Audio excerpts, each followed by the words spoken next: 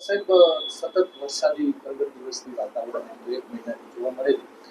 રોગચાળાની શું સ્થિતિ છે સાહેબ? જી ગત સપ્તાહે રાજકોટ મહાનગરપાલિકાની આરોગ્ય શાખા હેઠળના આરોગ્ય કેન્દ્ર ઉપરાંત પદ્મકુંવરબા અને પીડીઓ મેડિકલ કોલેજ ખાતે નોંધાયેલા જે આઈએચઆઈપીના આંકડા છે મુજબ જોવા જઈએ તો ગત સપ્તાહે મેલેરિયા અને ડેન્ગ્યુના એક કેસ નોંધાયેલા છે, જ્યારે ચિકનગુનિયાનો કોઈ પણ કેસ છે નોંધાયેલો નથી.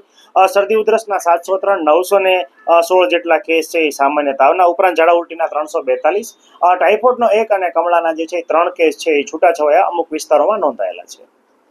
સાહેબ, જે રોગચાળો વધી રહ્યો છે એને કાબૂમાં કરવા માટે શું આખી કાર્યવાહી? જે ખાસ કરીને અત્યારે ચોમાસાની ઋતુ પહેલા મેલેરિયા શાખા દ્વારા જે છે હાઉસ ટુ હાઉસ સર્વેલન્સની એક કામગીરી જે છે એ સઘન કરવામાં આવે છે.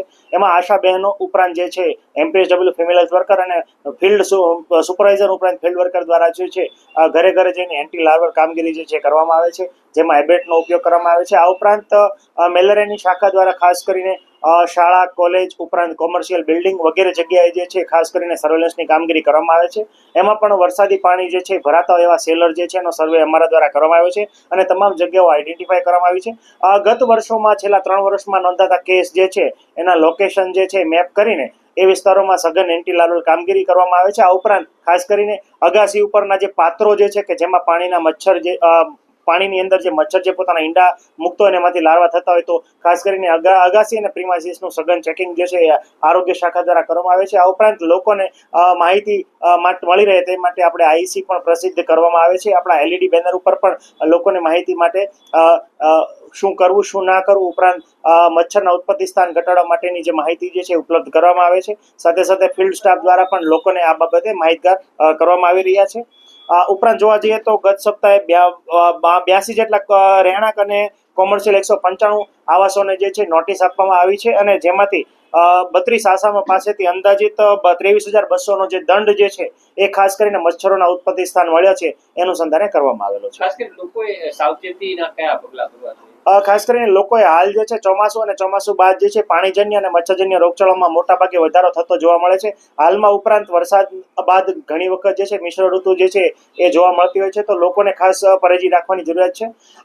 અગાસી ઉપર અથવા ઘરની અંદર કોઈ પણ જગ્યાએ પાણી શુદ્ધ પાણી ભરાતું હોય અથવા ચોખ્ખું પાણી ભરાતું હોય તો તમામ પાત્રો જે છે એ ઊંધા કરી નાખવા જોઈએ, જેથી પાણીની અંદર મચ્છર પોતાના ઈંડા ના મૂકે અને આપણે રોગચાળાઓને કાબૂમાં કરી શકીએ. આ ઉપરાંત ખાસ કરીને દર અઠવાડિયે તમામ ઘરના પાત્રો ઉપરાંત અંદરની કુંડી અથવા ઉપરની કુંડી છે એ ડ્રાય કરી દેવી જોઈએ અને અઠવાડિયામાં 1 દિવસ ડ્રાય ડેની ઉજવણી કરી દેવી જોઈએ, જેથી મચ્છર જે છે એ મચ્છરના ઈંડામાંથી પોરા અને પોરામાંથી એડલ્ટ મચ્છર ના બની શકે. આ ઉપરાંત ખાસ કરીને અત્યારે જે છે છૂટાછવાયા કેસો જ્યાં નોંધાતા હોય કોઈ પણ જગ્યાએ ડેન્ગ્યુ અથવા ચિકનગુનિયાના કેસ જણાય તો આરોગ્ય શાખાનો જે છે સંપર્ક જે છે કરવો હિતાવહ છે.